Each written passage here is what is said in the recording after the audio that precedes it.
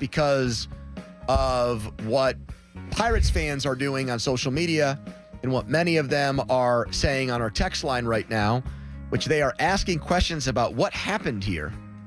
Now, Rowdy Tellez being DFA'd at some point this season by the Pirates should come as no surprise. Many of you wanted it to happen like I did in May, and then to Rowdy's a testament to Rowdy, and it's credit to him, yes.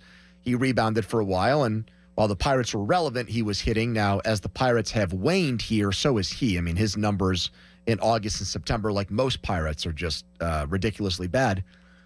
With 6 games left, their final home series starts tonight against the Brewers.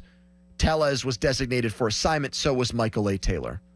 All right, so the story might end there with just this is weird timing. Why do it with so few games left? Here's where it gets interesting. James Santelli is he still with Channel 2?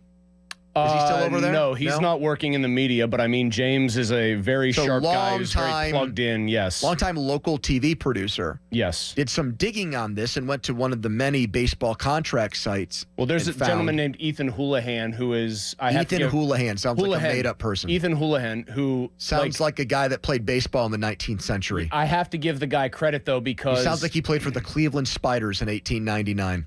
Ethan Houlihan. All he does is get into the minutia, not the cute minutia, the minutia of Pirates payroll and transactions. That's this guy's cottage industry. He digs. Okay. He goes after this. And he finds a shovel, an economy-sized one from a local home improvement store, and he always just goes to town. He digs for these numbers. And so James is reporting what Ethan was digging on, which is that Rowdy Tellez has, well, I'll let you handle it, actually. He is Is it plate appearances or at-bats? It's plate appearances. Okay, so he's 4 plate appearances, basically 1 game away. He's got 4 separate plate appearance triggers in his deal, but the first one triggers 4 at-bats from now, and he would get a $200,000 bonus. Correct. So that's days the only away one of them that he would hit from that, they tell him you're no longer needed here. Now, the reaction among our fans is this is another example of the kind of skinflint, thrifty ways of the Pirates. And it's not going to sit well with baseball players and Tellez especially, but maybe teammates of Tellez and agents and the players' union, those kinds of things. That's what our listeners are doing right now and saying. Bob Smizek sent out a tweet about it, etc. Here's what I want to know. And they called up Pagero, and who else did they call up, Donnie? Did they call up somebody? I think Mike Burrows is supposed to come up. Oh, no, yeah, right, Palacios. Yeah, I'm sorry, Mackey. I don't want to make Mackey mad, but I think he thought Burrows was coming up, but that might happen later. Here's what I don't get about this move. If they just kept Tellez on the team and didn't play him over the final 6 games, so he failed to get the $200,000 bonus and was just on the bench, I wouldn't think twice about it.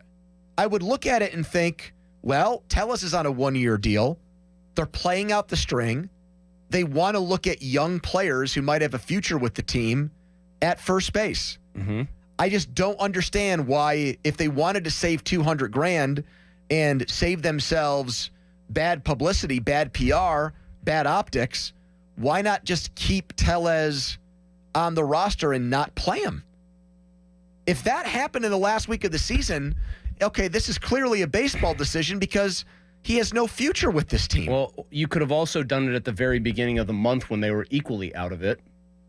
Right. And he actually had a really good August, too. He had 3 really good months in a row. So I lied about the August part. He was good in August? He had an 813 OPS in August. Okay, you're right. Yeah, he had... And what's September?